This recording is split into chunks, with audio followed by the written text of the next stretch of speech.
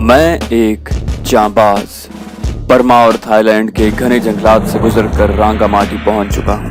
पूरी कहानी सुनने के लिए डिस्क्रिप्शन में मौजूद प्लेलिस्ट के लिंक को क्लिक कीजिए और चैनल को सब्सक्राइब करना मत भूलिए।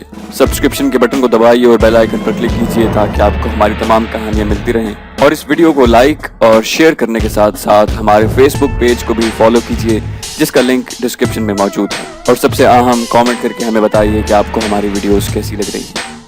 तो आइए कहानी की तरफ चलते हैं।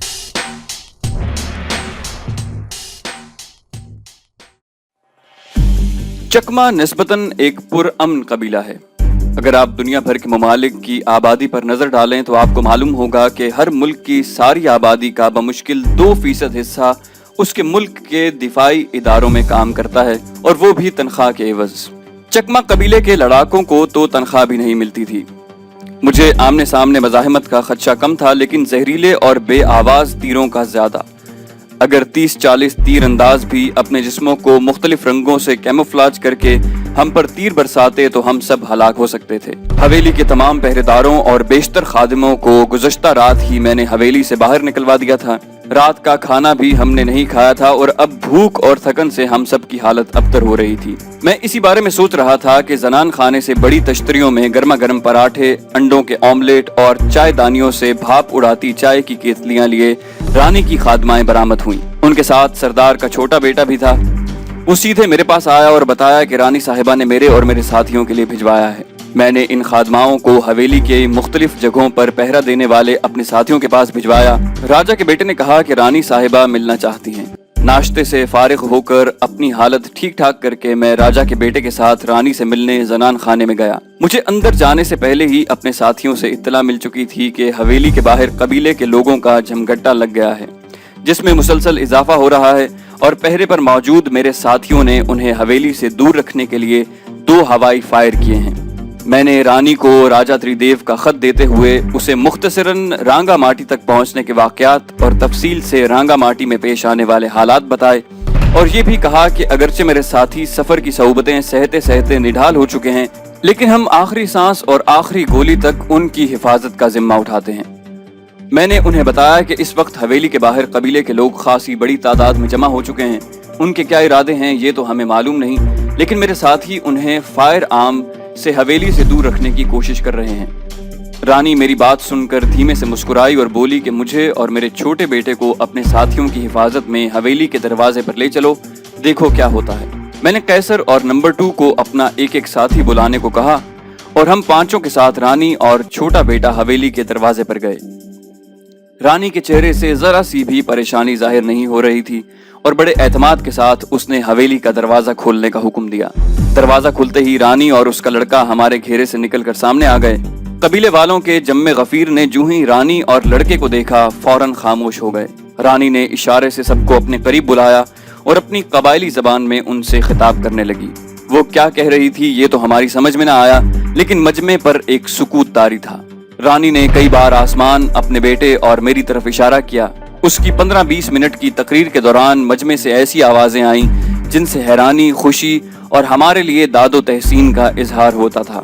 रानी ने दौरान तकरीर ही मुझे अंग्रेजी में कहा कि अब अपने असलहे का रुख नीचे कर लें। कबीले के सभी लोगों को मैंने अपनी और अपने बेटे की बरसों की असीरी और तुम्हारे जरिए अपनी रिहाई के मुताल्लिक बताया है, और ये सब तुम्हारी हिम्मत, दलेरी और राजा साहब से दोस्ती की बिना पर किए पैमान को पूरा करने पर तुम्हें और तुम्हारे साथियों को दाद दे रहे हैं। हमने अपने असलहे का रुख नीचे कर लिया। जिंदाबाद चूंकि पाकिस्तान में कौमी नारे की जगह ले चुका था, इसलिए कबीले वाले भी ये नारा जानते थे। इसलिए कई बार उन्होंने पाकिस्तान जिंदाबाद के नारे लगाए। कैदी सरदार को तो हुक्मरान बने चंद ही साल बीते थे, जबकि रानी बरस हा बरस से उनकी रानी थी, इसलिए कबीले के लोगों को पहचानती थी। उसने मजमे में खड़े 2 आदमियों को अपने करीब बुलाया और उन्हें कुछ कहा। वो सर झुकाए रानी की बात सुनते रहे और फिर वापस पलटे। रानी मुझे साथ ही साथ सब बातें बता रही थी। उसने कहा कि ये 2 आदमी राजा त्रिदेव के मोतमिद मुशीर थे जिन्हें उसके लड़के ने माजूल कर दिया था। मैंने उन्हें कहा है कि राजा साहब के दौर के हमारे खादमाओं और पहरेदारों को बुलाएं ताकि वो अपने पहले वाले फराइज अंजाम दे सकें। रानी ने अपनी तकरीर खत्म करके अपने दोनों हाथ मजमे की तरफ उठाए। तकरीबन 1000 के लगभग कबीले के मर्द और औरतें जो वहां मौजूद थे सब रानी के सामने सजदरेज हो गए। ये उनकी रानी के साथ इताअत और वफादारी का इजहार था। रानी ने मुझे कहा कि अपने आदमियों को कह दो कि ये दोनों मुशीर जिन मर्दों और औरतों को अपने साथ लाएं, उन्हें बिला रोको टोक अंदर आने की इजाजत दें ताकि वो हवेली के इंतजाम और पहरे की ड्यूटियां संभाल सकें। मैंने यही हिदायत कैसर को दी ताकि वो पहरे पर मौजूद अपने साथियों को बता दे। हमारे अंदर आने के बाद हवेली का दरवाजा बंद कर दिया गया। रानी ने जनान खाने में जाते हुए मुझे कहा कि बहुत जल्द ही हमारे पहरेदार और खादिम आ जाएंगे। उनके आने के बाद आप सब भरपूर आराम करें। आपसे आज रात फिर मुलाकात होगी जिसमें हम तफसीलन गुफ्तगू करेंगे। मैं और मेरा बेटा आपके साथ पाकिस्तान जाने को तैयार हैं, लेकिन यहाँ के नए इंतजामात करने में 15-20 रोज लग जाएंगे। उसने मुझसे आजिजाना तौर पर कहा कि मेरा बेटा अगरचे अपने बुरे करतूतों के बायस काबिल गर्दन ज़दनी है, लेकिन मैं माँ हूँ, इसलिए तुमसे दरखास्त करती हूँ कि उसे कोई गजंत न पहुँचे और उसके जख्मी हाथ का इलाज किया जाए, लेकिन उसे हरगिज ना तो कैद से रिहा किया जाए और ना ही किसी को उससे मिलने की इजाजत दी जाए। उसके लिए खाना वगैरह मेरे खास और काबिल एतमाद खादिम लेकर जाएंगे। राजा का छोटा लड़का जो उर्दू, बंगाली और अंग्रेजी के अलावा फ्रेंच भी जानता था, मेरी अपने वालिद की दोस्ती के बायस मुझे अंकल कहने लगा। रानी और लड़के के जनान खाने में जाने के बाद मैंने अपना फर्स्ट एड बक्स लिया और कैसर और नंबर 2 के साथ तय खाने में कैद सरदार के पास गया। वो सर झुकाए बैठा था। दरवाजा खुलते ही उसने सर उठाकर हमें देखा और फिर सर झुका लिया। मेरी गोली उसके हाथ का गोश्त चाटते हुए गुजरी थी, लेकिन किसी हड्डी का नुकसान नहीं हुआ था। हाथ से बहता खून भी अब रुक चुका था। मैंने उसके जख्म को पानी में स्पिरिट डालकर धोया और पट्टी बांधकर एक एंटीबायोटिक इंजेक्शन लगाया। हम अभी तहखाने में ही थे कि उसके लिए खाना भी आ गया। मैं सोचने लगा कि माँ की मोहब्बत की वाकई कोई हद नहीं होती। बेटे के हाथों बरसों कैद रहने वाली माँ ने मुझसे अपनी पहली ख्वाहिश यही बयान की कि उसके जालिम बेटे को कोई गजन न पहुंचे और उसके जख्म का इलाज किया जाए। और अब माँ ने उसके लिए उसका पसंदीदा खाना भी भेजा था। माँ की मोहब्बत को इसीलिए अफजल तरीन कहा जाता है क्योंकि वो अपनी औलाद की तख्लीक करती यानी उसकी खालिक होती है। लेकिन शैतानी हवस के शिकार ऐसी भी लाखों माएँ हैं जो अपने शीरखार बच्चों को हलाक कर देती हैं या उन्हें छोड़कर अपने आशनाओं के साथ भाग जाती हैं। इंसान को जिसे अल्लाह ने जमीन पर अपना खलीफा बनाकर भेजा है, शैतान बनने में देर ही कितनी लगती है। वरना माँ की मोहब्बत इंसानों में नहीं बल्कि दरिंदों और चरिंदों में देखकर भी इंसानी अकल दंग रह जाती है। अगले 2-3 घंटों में ही रानी के वफादार पहरेदारों और खादिम खादमाओं ने हवेली का इंतजाम संभाल लिया और मेरे थके मांदे साथी अपने कमरों में जाकर ऐसे सोए कि रात के खाने पर भी मुश्किल से जागे। आज बांग्लादेशी फौजी ने भी सरदार से मिलने आना था। मैं दोपहर को सरदार के पास तहखाने में गया ताकि उसके हाथ के जख्म को देख सकूं। सरदार मुझे देखकर बोला कि तुमने अच्छा नहीं किया। अब भी चाहूं तो मैं तुम्हें जर्रो जवाहिर से मालामाल कर सकता हूं। मुझे रिहा कर दो और मेरी वालिदा और भाई को मेरे हवाले कर दो। जवाहिर का लालच देकर सरदार ने जवाब तलब निगाहों से मुझे देखा। उसके जख्म की मरहम पट्टी करते हुए ना तो पहले मैंने उससे कोई बात की थी और ना अब। उसने मुझ पर गोली चलाई थी और मैंने भी बड़ी मुश्किल से अपने गुस्से पर काबू पाया था। अब उसने बजाय अपनी पशेमानी और नदामत के इजहार करने के मुझे जवाहिर का लालच देकर खरीदना चाहा तो मेरे जब्त का दामन छूट गया। सरदार के दोनों हाथ अब खोल दिए गए थे। मैंने उसे फिर ठुड्डों और मुक्कों पर रख लिया और दिल का पूरा गुबार निकाला। मुझे सबसे ज्यादा गुस्सा इस बात पर था कि इन पैसे वालों और सरदारों के नजदीक वो जब चाहें एक इंसान का जमीर खरीद सकते हैं। ये ठीक है कि हमारे बहुत सारे सियासतदान, वडेरे, जागीरदार और नौकरशाही वाले वतन फरोश और जमीर फरोश हैं और उन्होंने बहुत सौ को खरीद भी रखा है, लेकिन सभी को एक जैसा समझना बहुत बड़ी गलती है जिसका खमियाजा भी भुगतना पड़ता है, जैसे आजकल पाकिस्तान के कई वुज़रा भुगत रहे हैं। सरदार की मुरम्मत के बाद मैं अपने कमरे में आया और कैसर को कहा कि अपने साथी को भेजकर रजी और उसकी बीवी को बुला लाए।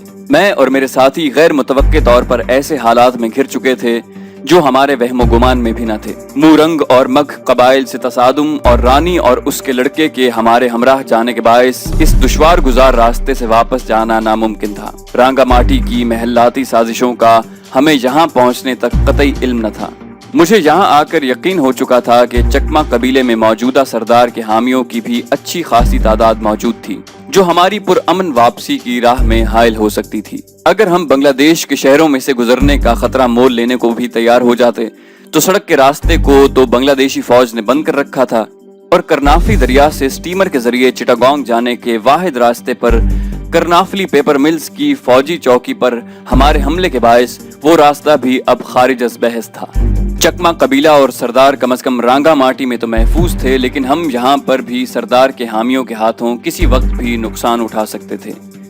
मैंने इसीलिए रजी को बुलवाया था कि शायद उसके इल्म में यहाँ से निकलने का कोई महफूज और मुतबादिल रास्ता हो। सरदार के दोस्त फौजी जेसीओ के मुताल्लिक तो मैंने फैसला कर लिया था कि ना तो उससे मिला जाए और ना ही सरदार से उसे मिलने दिया जाए। रात को रानी साहिबा से मुलाकात होने पर मैंने इसी मौजू पर तफसीली बात करनी थी। मैंने राजा के छोटे बेटे को बुलाया और उसे कहा कि हवेली के नए पहरेदारों को कह दे कि फौजी जेसीओ के आने पर उसे कहें कि सरदार की तबीयत नासाज है, इसलिए वो मिल नहीं सकता। इलावा अजीम उस फौजी को वापस भेजते वक्त 2 आदमी रांगा माटी से बाहर तक उसे छोड़ने जाएं और कोशिश करें कि उसे कबीले के किसी आदमी से मिलने और असल सूरत हाल जानने का मौका न मिले। रजी और उसकी बीवी जल्द ही मेरे पास आ गए। मेरे इस्तफसार पर उसने कहा कि वो इस इलाके के चप्पे चप्पे से वाकिफ है और सड़क और दरियाई रास्ते के सिवा कोई मुरव्विजा रास्ता नहीं जिससे चिटागोंग तक पहुंचा जा सके। मेरे न कहने के बावजूद रजी और उसकी बीवी मेरी दुश्वारी को समझ चुके थे। उसकी बीवी बोली कि सिर्फ एक और जरिया है। करनाफली पेपर मिल्स से आगे चिटागोंग तक दरिया के किनारे आबाद देहातों के लिए दरियाई बाजार लगते हैं। 15-20 कश्तियों का बेड़ा जिसमें देहातों में रहने वाले लोगों की जरूरत का सामान होता है, हफ्ते के मुख्तलिफ दिनों में मुख्तलिफ देहातों के लिए एक दिन के लिए लंगर अंदाज होता है। अगर उस बेड़े की 2 कश्तियां मिल जाएं तो बआसानी चिटागोंग पहुंचा जा सकता है। रजी के जहन में ये बात नहीं आई थी। बीवी की बात सुनकर वो बोला कि वाकई ये बड़ा महफूज और काबिल अमल जरिया है। इन कश्तियों वालों को पैसे देकर हम उनसे मतलूबा तादाद में कश्तियां हासिल कर सकते हैं। एक दिन पैदल सफर करने पर एक ऐसा गांव है जिसका सरबराह मेरा खासा वाकिफ है। उसके जरिए मैं कश्तियों के इंतजाम की जिम्मेदारी लेता हूँ। चिटागोंग से एक बड़ी कश्ती का इंतजाम भी मैं कर लूंगा जो हमें कॉक्स बाजार तक ले जाएगी। कॉक्स बाजार से हम खुश्की या समंदर के रास्ते बआसानी बर्मा में दाखिल हो सकते हैं। मैंने रजी से पूछा कि हम कहने से क्या मैं ये समझूं कि वो भी इस सफर में हमारे साथ जाना चाहता है। वो बोला जी हाँ, मेरा यही मतलब है। मुद्दतों बाद मुझे और मेरी बीवी को रोशनी की किरण दिखाई दी है और हम दोनों की ख्वाहिश है कि आपके साथ ही इस सरजमीन से निकलें और पाकिस्तान पहुंचें। वैसे मैं आपको यकीन दिलाता हूं कि हम दोनों आपके लिए बोझ नहीं बनेंगे बल्कि फायदेमंद साबित होंगे। मैंने रजी को कहा कि मुझे उन्हें अपने साथ ले जाने में कोई यार नहीं, लेकिन पहले वो ऐसी 3 कश्तियों का इंतजाम करें जिनमें बेचने का सामान भी लदा हो, ताकि हम इस सामान की आड़ में बहरी पुलिस वगैरह की नजरों में आए बगैर चिटागोंग में पहुंच सकें। रवानगी की हतमी तारीख मैं अभी तक नहीं बता सकता। हमें बहरहाल 15 रोज के अंदर यहाँ से कूच करना है। रजी के जिम्मे ये काम लगाकर मैंने उन्हें रुखसत किया और कहा कि वो जल्द से जल्द मुझे कश्तियों के इंतजाम की खबर दे। इलावा अजी अगर रांगा माटी में कोई भी गैर मामूली बात हो तो मुझे फौरन इत्तला दे। मैं हवेली के पहरेदारों को भी हिदायत कर दूंगा कि तुम्हें बिला रोको टोक मुझ तक आने दें। रात को रानी साहिबा ने मुझे जनान खाने के ड्राइंग रूम में बुलवाया। मैंने उन्हें बताया कि आज मैं उसके सरदार बेटे की मरहम पट्टी के लिए गया तो उसने मुझे जर्रो जवाहिर का लालच देकर अपने साथ मिलाने की कोशिश की, जिसके नतीजे में मुझे उसकी थोड़ी सी पिटाई करनी पड़ी। रानी ने कहा कि ये भी उसकी कमीनगी और झूठ है। उसके पास सोने के सिर्फ चंद नुमाइशी जेवरात हैं जिन्हें उसकी बीवी और वो कबीले के त्योहारों में पहनते हैं। राजा साहब ने अपने खत में जिन जवाहिरात का जिक्र किया है वो मेरे पास हैं और निहायत महफूज जगह पर मदफून हैं, और यहाँ से रवानगी से पहले ही तुम्हारे साथियों के जरिए उन्हें निकलवा कर मैं तुम्हारे हवाले कर दूंगी। इन्हीं जवाहिरात को हासिल करने के लिए मेरे बेटे ने मुझे बरसों कैदी बनाकर रखा था। मैंने रानी को रजी के साथ बनाए हुए वापसी के प्रोग्राम के मुतालिक बताया तो उसने कहा कि चिटागोंग तक तो ठीक है, लेकिन मैं कॉक्स बाजार की बजाय खलना जाना चाहती हूँ। वहाँ राजा साहब के एक मुखलिस दोस्त हैं जिनका खासा असर व रसूख है। वो हमारे बांग्लादेश से निकलने में बहुत मावन साबित हो सकते हैं। इसलिए ऐसा इंतजाम करो कि चिटागोंग से हम खलना जा सकें। चिटागोंग से ली हुई कश्ती हमें खलना भी ले जा सकती है, वरना वो हमें हिरन घाटा तक ही पहुंचा दे। वहां से हम दूसरी कश्ती या मोटर लॉन्च लेकर खलना पहुंच जाएंगे। रानी के पहले खलना जाने पर इसरार करने पर मैंने उसकी वजह पूछी तो उसने जवाब दिया कि तुम्हारे यहाँ आने के रास्ते की दुश्वारियों को सुनकर मैं समझती हूँ कि ऐसा सफर करना मेरे लिए नामुमकिन है। खलना से हमें ऐसा स्टीमर भी मिल सकता है जिसके जरिए हम सीधे बैंकॉक जा सकते हैं और राजा साहब के दोस्त रफीकुल इस्लाम उसका इंतजाम भी कर देंगे। इसके अलावा वहां जाने की मेरी एक जाती वजह भी है جس کے متعلق میں تمہیں وہاں جا کر بتاؤں گی۔ مجھے تذبذب کا شکار دیکھ کر رانی نے کہا کہ میں اگر چاہوں تو اپنے چھوٹے بیٹے کو سردار بنا کر یہاں رہ سکتی ہوں۔ راجہ صاحب کی طبیعت سے بخوبی واقف ہونے کے باعث مجھے یقین ہے کہ وہ مجھ سے اور اپنے بیٹے سے زیادہ اپنے موروثی جواہرات کے خزانے میں دلچسپی رکھتے ہیں۔ یہ سمجھنے کے باوجود میں اس لیے جانا چاہتی ہوں کہ میرا چھوٹا بیٹا اور میں اپنے معزول سردار بیٹے کی درندگی سے محفوظ رہ سکیں۔ یہاں کے حالات اور قبیلے کے لوگوں کی وفاداریاں راتوں رات تبدیل ہو جاتی ہیں۔ اگر میرا معزول بیٹا یہاں ہماری موجودگی میں آزاد ہو گیا تو وہ مجھے اور اپنے چھوٹے بھائی کو ہلاک کرنے میں چندہ دیر نہیں کرے گا۔ میں صاف گو عورت ہوں اور دل میں چھپا کر کوئی بات نہیں رکھتی۔ اگر تم کھلنا نہیں جانا چاہتے تو میں راجہ صاحب کے موروثی جواہرات ان کے حکم کے مطابق تمہارے حوالے کر دیتی ہوں، لیکن میں اور میرا بیٹا تمہارے ساتھ نہیں جائیں گے۔ میں تم سے بھی ایسی ہی صاف گوئی کی امید رکھتے ہوئے چاہتی ہوں کہ جو وعدہ کرو اسے ضرور پورا کرنا۔ ادھر میں سوچ رہا تھا کہ رانی کی بات کو ماننے کے سوا میرے پاس کوئی دوسرا راستہ نہیں۔ برما کے راستے واپسی کے سفر کا سوچ کر ہی مجھے جھرجھری آتی تھی۔ اگر میں رانی اور اس کے بیٹے کے بغیر واپس جاتا تو کسی نہ کسی وقت وہ دونوں یقیناً اپنے بڑے بیٹے کی سازشوں کا شکار ہو کر مارے جاتے۔ راجہ تریدیو اپنی بیوی اور بیٹے کے بغیر میرے واپس لوٹنے پر طوفان کھڑا کر سکتا تھا۔ مجھے قیصر اور اس کے ساتھیوں کی بھی فکر تھی، جن میں سے 2 تو پہلے ہی لالچ کے باعث مارے جا چکے تھے۔ برما سے ان کی اکیلے بھارت واپسی میں جو مشکلات حائل تھیں ان میں ان کی جانیں بھی جا سکتی تھیں۔ کھلنا سے جیسور قریب ہی تھا اور وہیں سے اکثر مشرقی پاکستانی مہاجر بھارت میں داخل ہو کر نیپال گئے تھے۔ تھوڑی دیر سوچنے کے بعد میں نے فیصلہ کر لیا کہ رانی کی خواہش کے مطابق چٹاگونگ سے کھلنا چلا جائے۔ اگر رانی کی مدد سے سٹیمر مل جائے تو کیا کہنے، ورنہ ہم سب جیسور کے بارڈر سے بھارت میں داخل ہوں گے۔ تھائی ساتھیوں کو میں کھلنا سے ہی واپس بھیج دوں گا اور قیصر اور اس کے ساتھی مجھے، رانی اور اس کے بیٹے کے ساتھ بھارت اور نیپال کے بارڈر رکسول تک چھوڑنے جائیں گے۔ نیپال کے دارالحکومت کھٹمنڈو میں پاکستانی سفارت خانے کے باعث ہمیں پاکستان پہنچنے میں زیادہ دشواری نہیں ہوگی، خصوصاً جب پاکستانی وفاقی وزیر کی اہلیہ اور بیٹا میرے ہمراہ ہوں گے۔ چنانچہ میں نے رانی سے کھلنا چلنے کی حامی بھر لی اور ساتھ ہی یہ بھی کہہ دیا کہ اگر وہ رفیق الاسلام کی مدد حاصل کرنے میں ناکام رہیں تو پھر انہیں ہمارے ساتھ بھارت کراس کر کے نیپال جانا ہوگا، جہاں سے ہم پاکستان جائیں گے۔ رانی نے میری تجویز سے اتفاق کیا۔ ہماری گفتگو کے دوران چھوٹا بیٹا بھی آ گیا تھا۔ ہم تینوں نے اکٹھے کھانا کھایا۔ واپس آ کر میں نے قیصر کو اپنے کمرے میں بلوایا اور اسے رانی سے کی ہوئی گفتگو اور اپنے فیصلے کا بتایا۔ قیصر میرا فیصلہ سن کر بہت خوش ہوا اور بولا کہ بھائی جان، آپ نے رانی کی بات مان کر بہت اچھا کیا۔ اب میری بھی ایک بات آپ کو ماننی پڑے گی۔ کھلنا سے سندر بن بہت قریب ہے۔ اس جنگل کے سحر اور شکار کے متعلق میں نے بہت سی کہانیاں سن رکھی ہیں اور اس جنگل میں شکار کرنے کا میرا شوق جنون کی حد تک بڑھ چکا ہے۔ رضی سندر بن سے اچھی طرح واقف ہے اور وہ ہمیں شکار کے صحیح مقامات تک لے جا سکتا ہے۔ آپ کھلنا میں 1 ہفتہ قیام کریں اور اس دوران ہم شکار سے لطف اندوز ہو کر تھکاوٹ دور کریں گے۔ میں بھی آغاز جوانی سے شکار کے لیے اپنے شکاری دوستوں کے ہمراہ بارہا جا چکا تھا اور اب موقع مل رہا تھا کہ دنیا کی سب سے بڑی شکار گاہ میں شکار کر سکوں۔ میں نے قیصر کی بات مان لی، لیکن اسے کہا کہ جب تک میں اجازت نہ دوں کسی سے بھی کھلنا جانے کا ذکر نہ کرے۔ میرے تھائی ساتھی بھی اب اکتائے ہوئے دکھائی دے رہے تھے اور واپس جانے کو بے چین تھے۔ مقید سردار کی طرف سے بھی خطرہ تھا کہ وہ حراست سے بھاگ کر ہمارے لیے مزید مصائب کھڑے نہ کر دے۔ میری حالت یہ تھی کہ زندگی اور موت سے آنکھ مچولی کھیلتے کھیلتے میں اکتا چکا تھا۔ بنگلہ دیش، بھارت اور نیپال میرے لیے یکساں خطرناک تھے کیونکہ میں ان تینوں ملکوں میں وانٹڈ تھا۔ اس لیے میری سوچ یہ تھی کہ جو کچھ بھی ہونا ہے ایک بار ہو جائے اور میں اس شب و روز کی اذیت سے بچ جاؤں۔ اس لیے میں نے رانی کی بات مان لی تھی۔ آئندہ چند روز حویلی کے حفاظتی انتظامات کو مزید مستحکم کرنے اور آئندہ سفر کی پلاننگ کو فول پروف بنانے میں گزر گئے۔ رضی 2 روز بعد کشتیوں کے انتظام کے لیے چلا گیا۔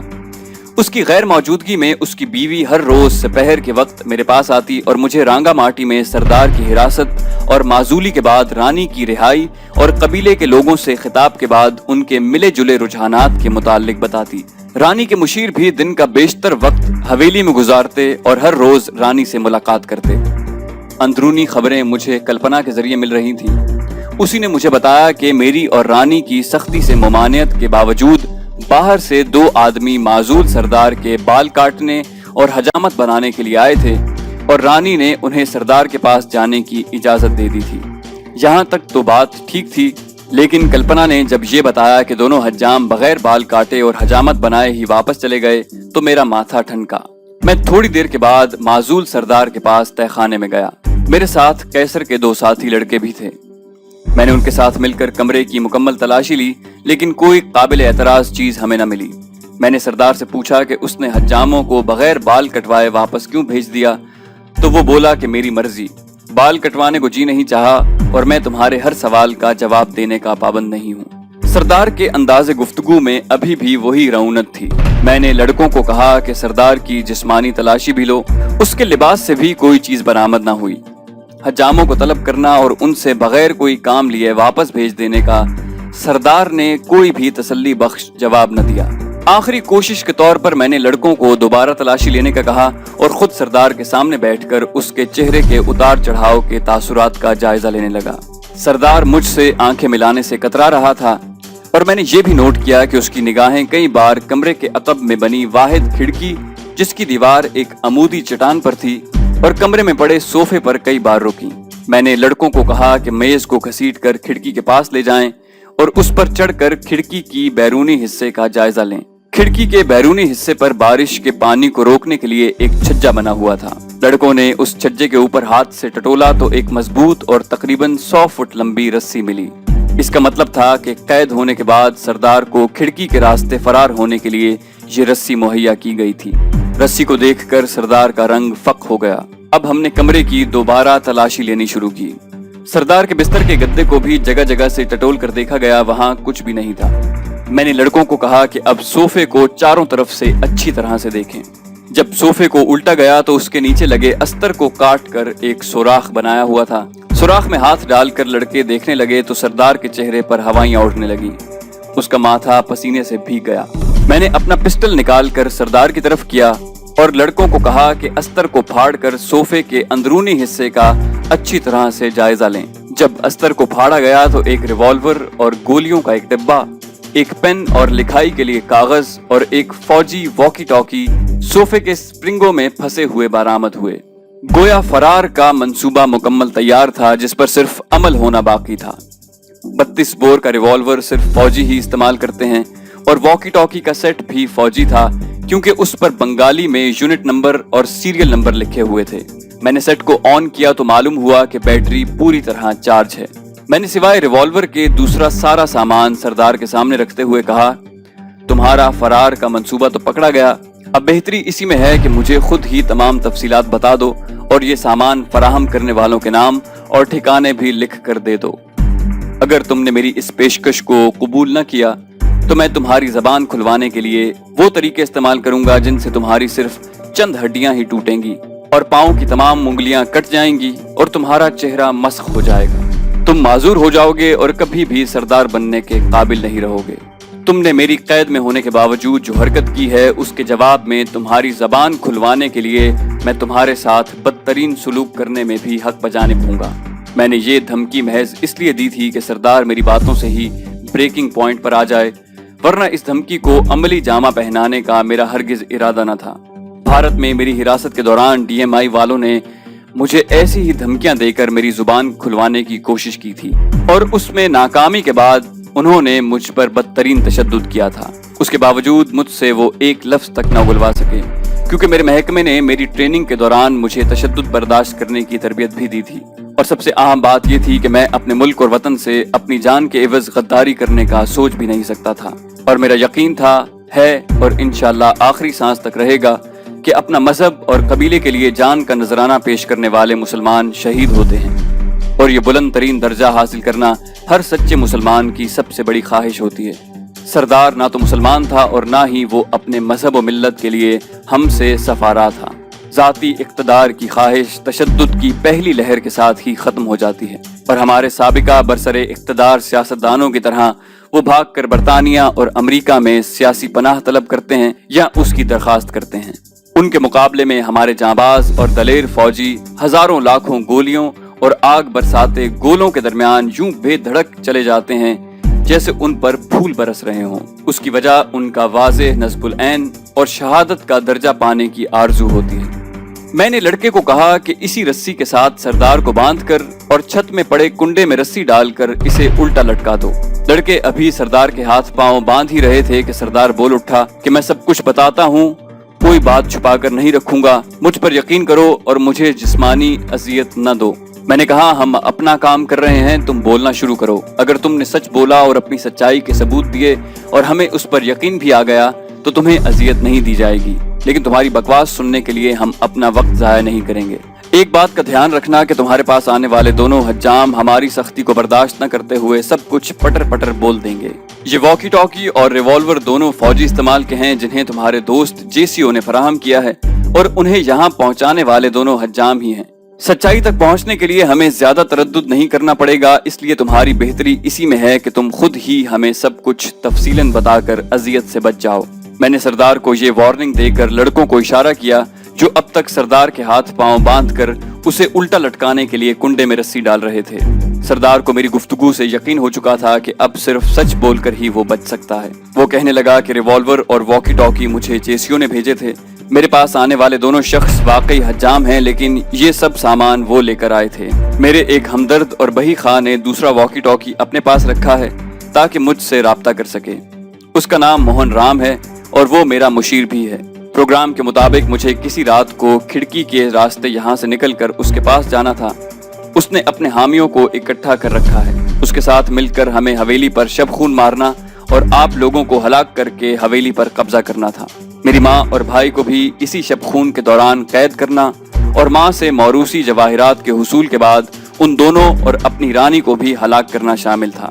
میری بات کی سچائی کی تصدیق حجام اور موہن رام کر سکتے ہیں اگر آپ ان کی زبان کھلوا سکیں۔ میں نے سردار سے جب یوں ہی پوچھا کہ حویلی میں اس تک کھانا لانے والوں کو بھی کیا اس نے خرید لیا ہے تو وہ بولا کسی خادمہ کے لیے رانی بننا خواب میں بھی ممکن نہیں۔ میں نے ایک خادمہ کو اپنی رانی بنانے کا ایسا یقین دلایا کہ وہ میرے لیے بڑے سے بڑا کام کرنے کو تیار ہو گئی۔ اس نے مجھے یہاں تک کہا ہے کہ وہ آپ سب کے کھانے میں زہر ملا کر سب کو ختم کرنے کے لیے بھی تیار ہے۔ خادمہ کا نام ذہن میں رکھ کر میں نے لڑکوں سے کہا کہ سردار کے ہاتھ پاؤں دوہری رسی سے اتنی مضبوطی سے باندھیں کہ وہ حرکت نہ کر سکے اور اسے پلنگ پر ڈال دیں۔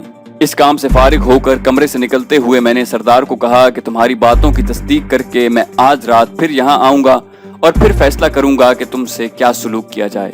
سردار کو کمرے میں بند کر کے اور تھائی پہرے داروں کو نگرانی میں اور سختی پیدا کرنے اور خادماؤں سمیت کسی کو بھی کمرے میں داخل نہ ہونے کی ہدایت دے کر ہم تہہ خانے سے باہر آئے۔ لڑکوں کو واپس بھیج کر میں رانی سے ملنے زنان خانے کے دوسرے حصے میں چلا گیا۔ رانی سے جلد ہی ملاقات ہو گئی۔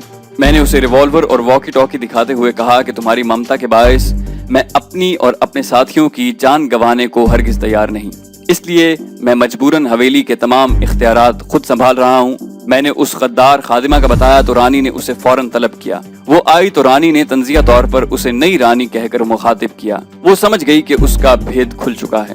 وہ رانی کے قدموں میں گر گئی اور اپنی غداری کی معافی مانگنے لگی۔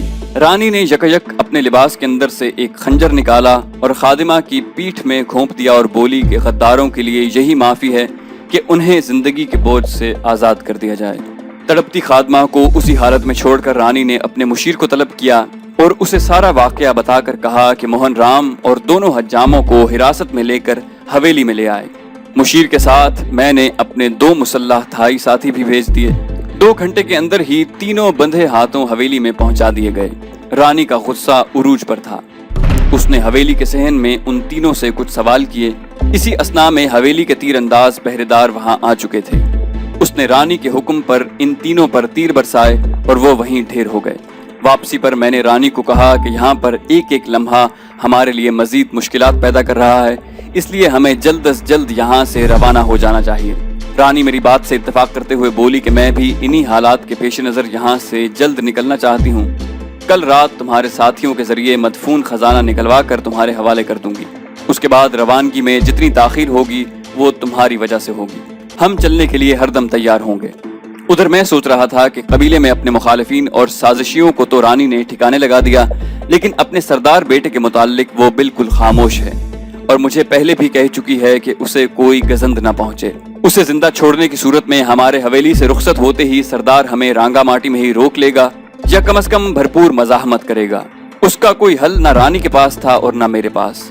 अचानक ही मुझे ख्याल आया कि क्यों ना हम सरदार को यरगमाल बनाकर अपने साथ ले जाएं और खलना से अपनी रवानगी के वक्त उसे छोड़ें। इस तरह हम चकमा मुखालिफिन और सरदार की रेशा दवानियों से किसी हद तक महफूज रहेंगे और सरदार की जान भी बच जाएगी। मैंने अपने इस ख्याल पर मुकम्मल प्लान बनाना शुरू किया, जिसमें यह भी शामिल था कि रानी को इस बारे में सिर्फ रवानगी के वक्त ही बताया जाए। हवेली का चार्ज लेकर मैंने रानी के मुशीर को कहा कि बांग्लादेशी फौजी भी रांगामाटी आए तो उसे बातों में लगाकर मुझे फौरी इत्तला दी जाए, ताकि मेरे मुसल्लह आदमी उसे हिरासत में लेकर यहाँ ले आएं। हवेली से जब 3 मर्दों और 1 औरत की नाशें कस्बे में पहुंची तो कोहराम मच गया। सब यही समझने लगे कि इन सबको हमारे एमा पर कत्ल किया गया है। रजी की बीवी ने मुझे बताया कि कबीले के लोग आपस में चाहे एक दूसरे के कितने ही दुश्मन और मुखालिफ क्यों न हों, बाहर वालों के मुकाबले में हम आवाज हो जाते हैं। तमाम लोग यही बातें कर रहे हैं कि सरदारी का झगड़ा और रानी और छोटे बेटे की असीरी और बड़े बेटे का सरदार बनना सब हवेली के बासियों और कबीले वालों के अपने मसाइल हैं। बाहर वालों को इन मामलात में कोई दखल नहीं देना चाहिए। उनकी ये बात किसी हद तक दुरुस्त भी थी। मेरे यहाँ आने का मकसद भी सिर्फ रानी, छोटे बेटे और जवाहिरात के खजाने को रावलपिंडी में राजा त्रिदेव तक पहुँचाना था, लेकिन दौरान सफर हमें मजबूरन और अपनी जानें बचाने के लिए इतने लोगों को हलाक करना पड़ा। राजा की गैर मौजूदगी में रांगामाटी में जो खेल खेला गया वो हमारे वहमो गुमान में भी नहीं था। मेरे अपने कई हमराही रास्ते में अपनी जानें गंवा बैठे थे और अब रांगामाटी में भी हालात के पेश नज़र साफ दिखाई दे रहा था कि ना चाहते हुए भी हमें कत्ल गारत के समंदर से गुजरना होगा। मोहन राम कबीले का एक सरकर्दा शख्स और माजूल सरदार का मुशीर था। उसकी लाश लेकर कबीले के लोग हवेली के बाहर आकर एहतजाज करना चाहते थे। उन्हें खौफ था तो सिर्फ हमारे असलहे का, वरना वो कभी के हमें अपने तीरों का निशाना बना चुके होते। रजी की बीवी ने बाहर की सब सूरत हाल सुनाकर मुझे कहा कि कबीले वाले पहले ही उसकी रजी से शादी के बायस उसके खिलाफ थे और उसे कबीले से खारिज कर चुके थे।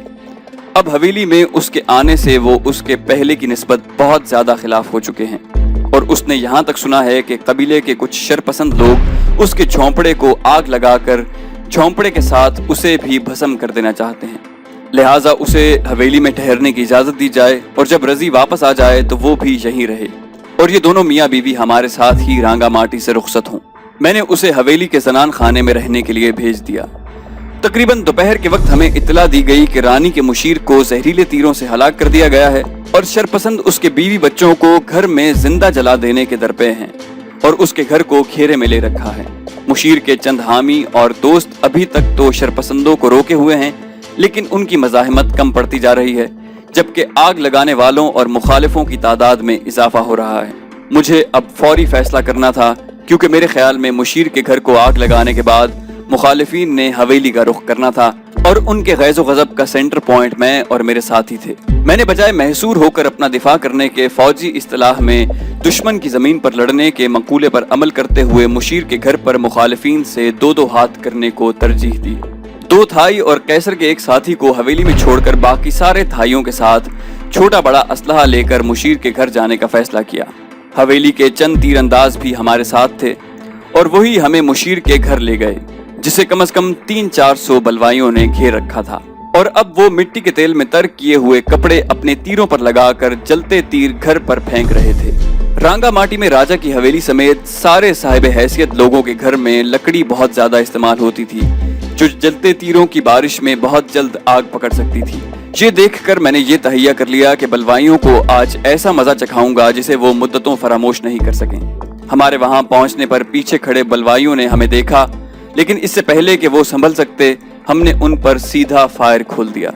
बांग्लादेशी फौज से छीनी हुई राइफलें, जिनकी वाफिर गोलियां हमारे पास थीं, हमारे बहुत काम आईं। राइफलों के अलावा हम रिवॉल्वरों से भी चुन चुन कर निशाना लगा रहे थे। मुझ में और मेरे साथियों में उस वक्त इंसानी जिंदगी के लिए रहम का जज्बा खत्म हो चुका था। बलवाई भाग रहे थे और हमारी गोलियां इन भागते चूहों को गिरा रही थी। हमारी फायरिंग ज्यादा से ज्यादा 10 मिनट तक जारी रही और कमोबेश 30-35 बलवाई हलाक और उनसे दुगने जख्मी हुए। मेरी जिंदगी में ऐसे सिर्फ 2-3 मौके आए थे जब मैं हर किस्म के जज्बा इंसानी को भूलकर वहशी तरिंदा बन गया था। 71 की जंग के बाद बंबई में CBI के कारकुनों को हलाक करते वक्त और खटमंडू में महाजरों के रूप में मुक्ति बाहिनी वालों को मारते हुए मेरी बिल्कुल ऐसी ही ज़हनी कैफियत थी। बलवाई लाशें और तड़पते जख्मियों को छोड़कर फरार हो चुके थे। مشیر کے حامی گھر کے اندر سے بلوائیوں کا مقابلہ کر رہے تھے۔ ان کے بھی 2 آدمی مدافعت کے دوران بلوائیوں کے ہاتھوں اب تک ہلاک ہو چکے تھے۔ وہ ہمیں دیکھ کر گھر سے باہر نکلے تو میں نے اپنے ساتھ آنے والے تیر اندازوں کے ذریعے گھر کے مکینوں کو کہلوایا کہ ان کا یہاں ان حالات میں رہنا خارج از بحث ہے، لہٰذا وہ اپنا ضروری اور قیمتی سامان لے کر ہمارے ساتھ حویلی چلیں۔ 1 گھنٹے میں وہ سب ہمارے ہمراہ حویلی کی جانب چل پڑے۔ رانگا ماٹی اس وقت بالکل کرفیو زدہ علاقہ بنا ہوا تھا۔ تمام دکانیں اور بازار بند تھے، گلیاں اور رستے سنسان تھے اور ہو کا عالم طاری تھا۔ ہم حویلی میں پہنچے تو رانی کو پہلے ہی اس واقعے کی اطلاع مل چکی تھی اور وہ ہماری منتظر تھی۔ مشیر کے خاندان کو تو اس نے مہمان خانے کے 2 کمروں میں بھجوا دیا اور مجھے اکیلے میں بلا کر باز پرس کرنے لگی کہ میں نے اسے بتائے بغیر اور بلا اجازت یہ قدم کیوں اٹھایا۔ ادھر میں حالات کی سنگینی اور اس خوریزی سے چڑچڑا ہو رہا تھا۔ بلوائیوں کی اموات کا ذمہ دار میں تھا، لیکن میں نے یہ قدم اپنی کسی ذاتی رنجش یا فائدے کے لیے نہیں بلکہ انتہائی مجبوری کی حالت میں اور رانی کے سردار بیٹے کی سازشوں اور رانی اور اس کے چھوٹے بیٹے اور حویلی کے تحفظ کے لیے اٹھایا تھا۔ اور اب رانی مجھ سے سوال پر سوال کیے جا رہی تھی۔ میں نے رانی کو بڑے خشک لہجے میں جواب دیا کہ میں نے جو کچھ بھی کیا ہے اس کے لیے میں تمہیں ہرگز جواب نہیں دوں گا۔ ہمارے یہاں آنے سے پیشتر تم اور تمہارا چھوٹا بیٹا برسوں سے اپنے سردار بیٹے کی قید میں رہے اور میں نے تمہیں اس کی قید سے رہائی دلائی۔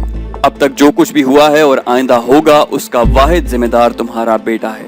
یہی قبیلے والے اپنے علم میں ہونے کے باوجود تمہیں برسوں قید سے رہائی نہ دلا سکے۔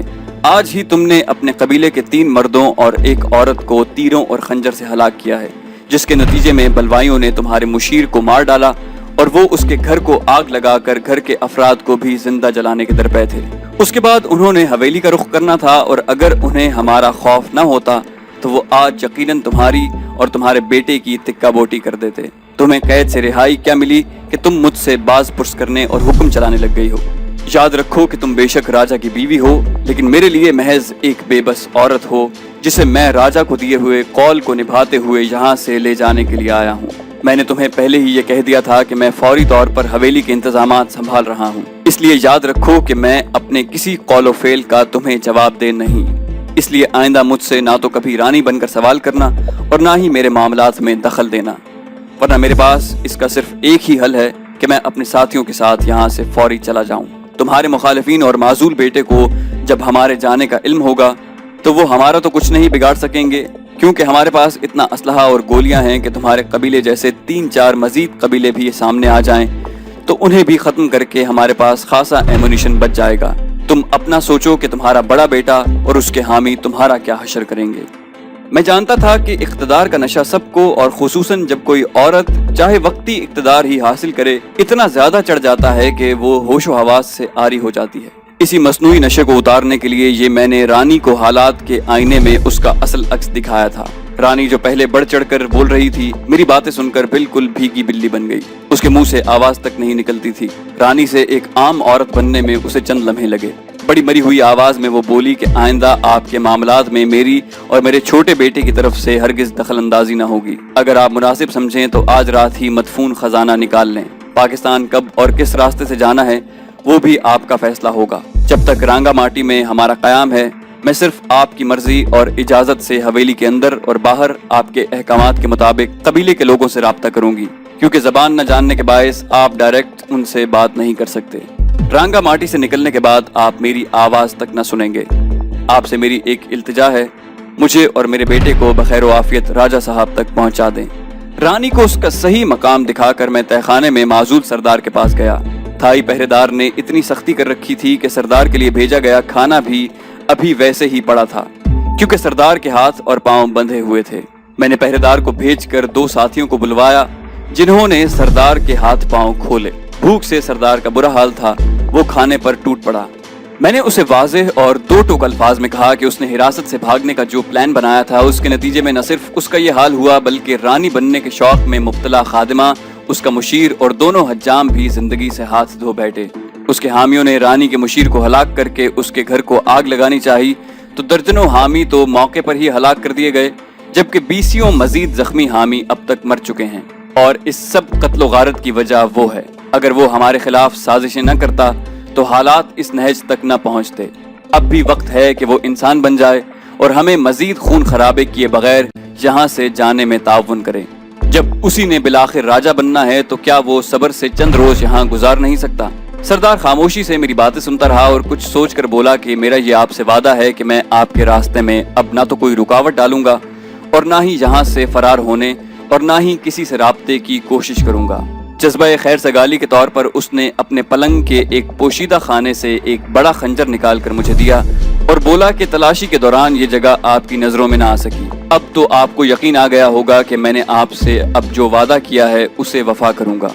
मैं जो हमेशा दूसरों पर भरोसा कर लेता हूँ, सरदार की इस हरकत से फिर उसके चकमे में आ गया और साथियों को कहा कि अब इसके हाथ पांव ना बांधे। बहरहाल थाई पहरेदार को यह हिदायत कर दी कि अगर सरदार को कोई ऐसी वैसी हरकत करते देखे तो उसे टांगों में गोली मारकर भागने न दे और अगर कोई भी मर्द या औरत उससे मिलने की जबरदस्ती कोशिश करे तो उसे भी हलाक कर दे। शाम को मैंने रानी को पैगाम भिजवाया कि मैं अपने चंद साथियों के हमराह 1 घंटे बाद आऊंगा ताकि आज रात जवाहिरात वाला काम कर दिया जाए। रानी का जवाब आया कि बेहतर रहेगा कि रात का खाना खाकर जब बेशतर खादिम और खादमाएं चली जाएं उस वक्त ये काम किया जाए। लिहाजा रात के 12 बजे हम लोग आए। रात 12 बजे कैसर नंबर 2 और उनके 4 साथियों को लेकर मैं जनान खाने में गया। रानी हमारी मुंतजिर थी। कुदाले और फावड़े भी उसने मंगवा लिए थे और उसके 4 काबिल एतबार मुलाजिम भी मौजूद थे। रानी मेरी आज दिन की गुफ्तगू से खासी दिल गिरफ्ता नजर आती थी। मैं भी रूखे अंदाज में उससे पेश आ रहा था। रानी ने हमारे दरमियान तनाव की कैफियत को खत्म करने की कोशिश करते हुए मुझसे अंग्रेजी में पूछा कि आप तो अब हवेली के चप्पे चप्पे से वाकिफ हो चुके हैं, जरा बताइए तो खजाना कहाँ दफन होना चाहिए। मैंने कहा ऐसी जगह जो किसी के वहमो गुमान में भी ना हो। इन फजूल बातों में वक्त जाया ना करो और असल काम की तरफ आओ। मेरा ये जवाब सुनकर रानी ने चुपचाप अपने खादिमों को कुदाले और फावड़े उठाने का कहा और हमें लेकर जनान खाने के उस किचन की तरफ चली जो सिर्फ रानी के लिए बनाया गया था और बकौल रानी के वो शौकिया तौर पर कभी कभी उस किचन में खाना तैयार करती थी। किचन से मुल्हिका एक स्टोर था जिसमें किचन का जरूरी सामान रखा हुआ था। पहले टाइल उखेड़े गए और फिर खुदाई शुरू हुई। सब पथरीला इलाका था लेकिन खुदाई की जगह पर पुख्ता ईंटें भरी हुई थी। जब तकरीबन 2 फुट गहराई तक ईंटें निकाल ली गईं तो रानी ने खुदाम को वापस जाने का कहा और मुझसे मुखातिब होकर बोली कि मैं नहीं चाहती कि खुदाम खजाने को देख सकें। खादिमों के जाने के बाद मेरे साथियों ने ईंटें निकालनी शुरू की। ये ईंटें आजकल की ईंटों से मुख्तलिफ बहुत पतली और छोटे साइज की थी। मजीद 2 फुट गहराई तक ईंटें निकालने के बाद जंग आलूद लोहे का एक बड़ा चौकोर टुकड़ा दिखाई दिया। इस टुकड़े को हटाने के लिए चारों तरफ से मजीद ईंटें हटाई गईं और बड़ी मुश्किल से उस टुकड़े को निकाला गया। कार्बन डाइऑक्साइड का एक भपका सा निकला। हम सब पीछे हट गए। मुझे यकलख्त ख्याल आया कि मूरंग कबीले के जवाहिरात निकालते वक्त जहरीली थैली से हम बाल बाल बचे थे। मैंने रानी को कहा कि हमें एक मोटी चादर चाहिए जिसे हाथ पर लपेट कर जवाहिरात को निकाला जाए। रानी अंदरूनी कमरों में से एक चादर उठा लाई। मेरे नंबर 2 ने चादर पूरे बाजुओं पर लपेट कर हाथ अंदर करना चाहा लेकिन वो इतना डरा हुआ था कि थोड़ी गहराई तक हाथ अंदर ले जाकर बाहर निकल आया। हमारे पास 2 टॉर्च थे जिनकी रोशनी में नंबर 2 ने एक मुर्दा सांप की खाल और सर का कुछ हिस्सा देख लिया था। अब कैसर के एक साथी ने चादर अपने बाजू के गिर्द लपेटी और फर्श पर लेट कर पहले सांप की खाल के टुकड़े और फिर चमड़े की एक बड़ी थैली निकाली। अब वहां मजीद कुछ न था।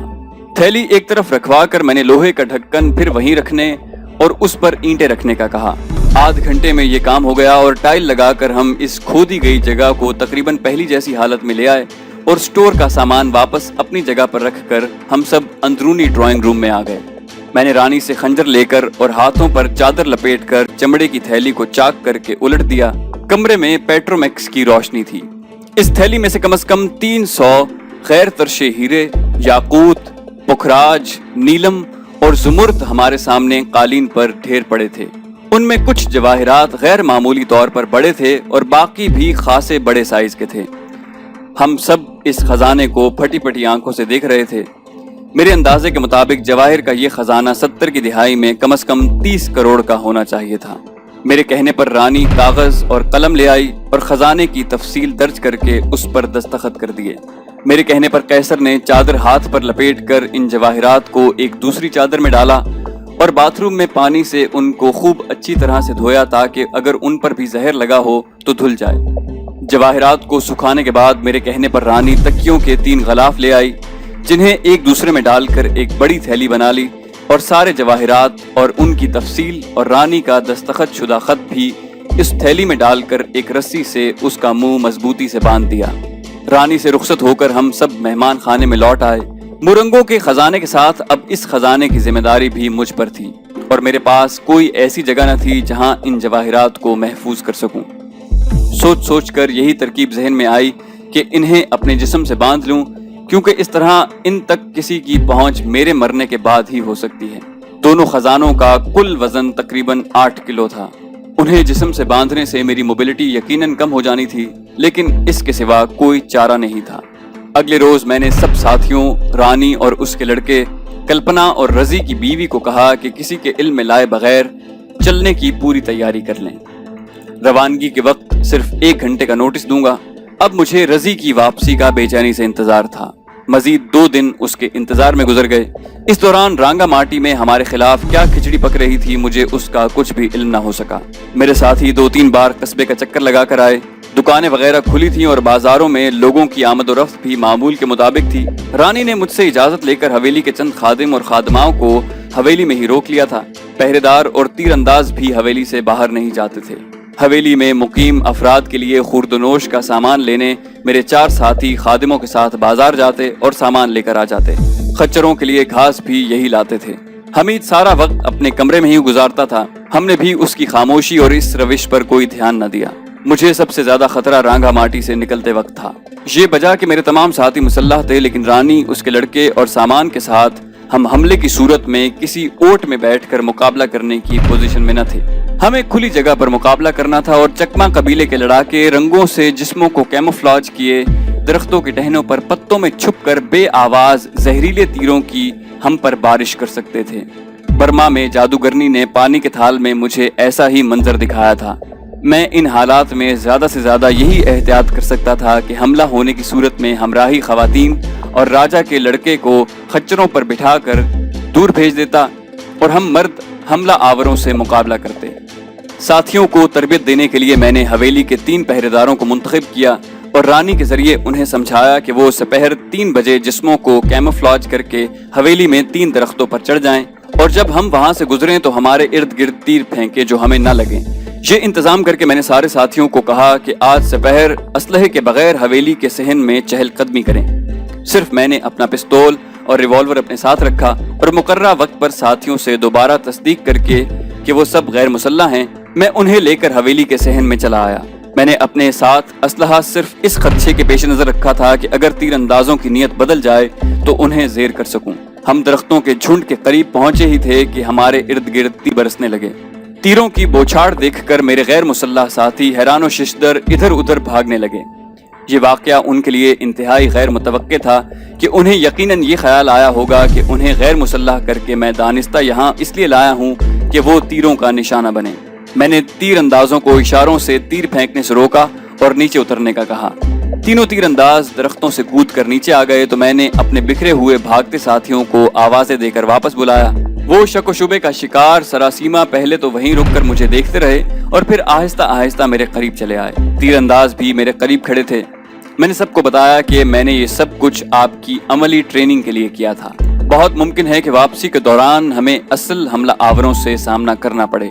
मैंने आपको गैर मुसल्लह इसलिए किया था कि असल हमला समझते हुए आप तीरंदाजों पर फायर न करें। आपने अब हम पर बेखबरी में असली हमला होने का अमली मुजाहरा देख लिया है, इसलिए दौरान सफर अपनी निगाहों और असलहे का रुख दरख्तों पर मरकूज रखें और जरा सा भी शक होने पर फायर खोल दें। जब तमाम साथियों को हमले की असलियत का मालूम हुआ तो सब खिलखिलाकर हंस पड़े।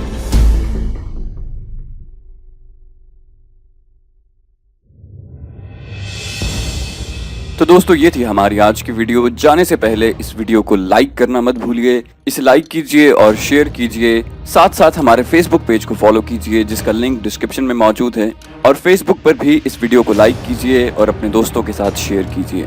और अगर अभी तक आपने हमारे चैनल को सब्सक्राइब नहीं किया तो इसे सब्सक्राइब कीजिए, सब्सक्रिप्शन के बटन पर क्लिक कीजिए और साथ साथ बेल आइकन को दबाइए ताकि आपको हमारी तमाम अपडेट्स फौरन मिलती रहें।